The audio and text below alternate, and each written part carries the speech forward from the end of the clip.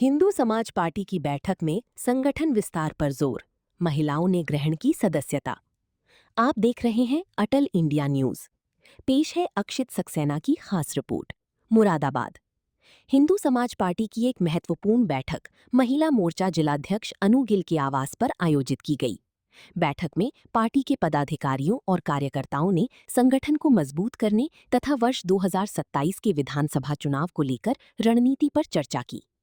बैठक के दौरान अनु गिल के नेतृत्व में कई महिलाओं ने हिंदू समाज पार्टी की सदस्यता ग्रहण की। कार्यक्रम में मौजूद पार्टी नेताओं ने दावा किया कि वर्ष 2027 में उत्तर प्रदेश की सभी विधानसभा सीटों पर पार्टी अपनी प्रत्याशी उतारेगी। पार्टी के प्रदेश उपाध्यक्ष एडवोकेट महेंद्र चौहान ने कहा कि संगठन को बूथ स्तर तक मजबूत किया जाएगा और पूरी ताकत के साथ चुनाव मैदान में उतरकर सनातन विचारधारा को मजबूत किया जाएगा।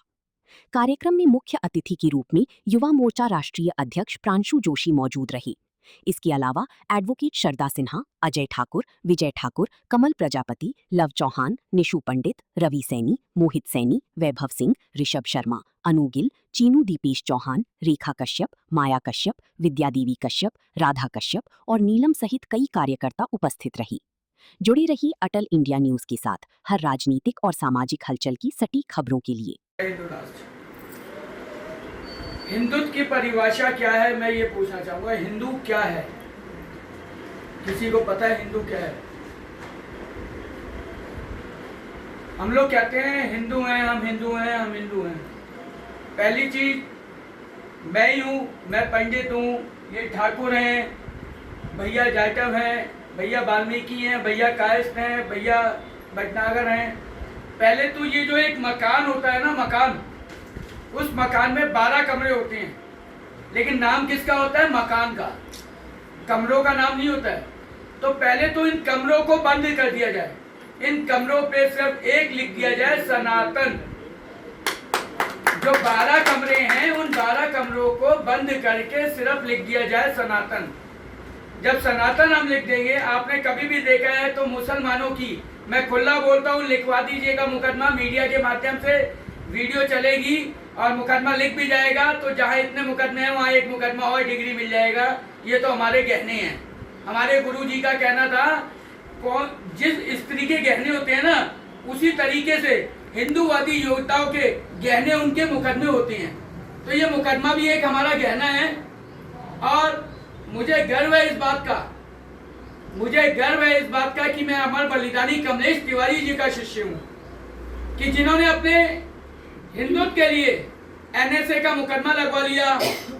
जब आरएसएस को कोई भी कुछ नहीं कह पा रहा था, आजम खान ने जब पलटवार किया था, आजम खान ने आरएसएस को गलत शब्द बोले थे, तब बीजेपी के मुंह पे चुप्पी लगी हुई थी।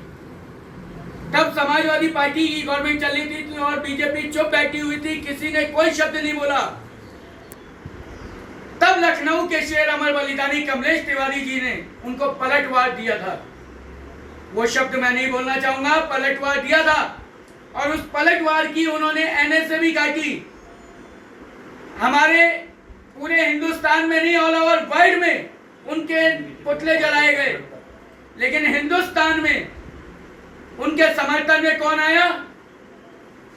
सिर्फ बुराई, सिर्फ बुराई उनके समर्थन में आई। कि क्या जरूरत थी आपको कहने की? क्योंकि उनको ये नहीं दिखता था कि हिंदू मेरा, चाहे बीजेपी में है, चाहे कांग्रेस में है, चाहे सपा में है, अगर मेरे हिंदू भाई के ऊपर कोई वार करेगा मुस्लिम, तो मैं उसका जवाब दूंगा। और उन्होंने दिया। उन्होंने ये नहीं सोचा कि मेरी सरकार नहीं है और बीजेपी क्या है, ये मैं क्यों करूं, लेकिन उनके दिमाग में सिर्फ इतना था कि वो हिंदू है और हिंदू के लिए मैं तत्पर खड़ा रहूंगा, 24 घंटे खड़ा रहूंगा, चाहे मुझे प्राणों की आहुति देनी पड़े। उन्होंने वो कार्य किया, लेकिन उसके बावजूद भी उनको कुछ नहीं मिला।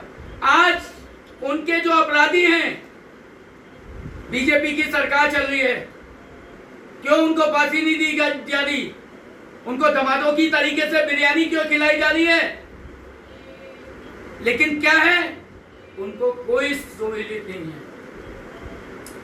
अयोध्या मंदिर के पक्षकार थे अमर बलिदानी कमलेश तिवारी जी। कितने लोगों को पता है? कितने लोगों को पता है कि ये मुद्दा अखिल भारत हिंदू महासभा लड़ रही थी? ऐसे ऐसे शब्द है, मैं तो ये खुल के कहता हूँ, आज मैं खुल के मंच से कहता हूँ कि मुझे तो कहीं ये संदेह होता है कि कहीं हत्या के आगे बीजेपी का हाथ तो नहीं है गुरुजी की। जब इतना कुछ हो गया है तो गुरुजी के अभी तक जो अपराधी है उनको फांसी नहीं दी जा रही, लेकिन हम लोग शांत बैठे हैं। मैं खुले मंच से कहता हूं, मेरी किसी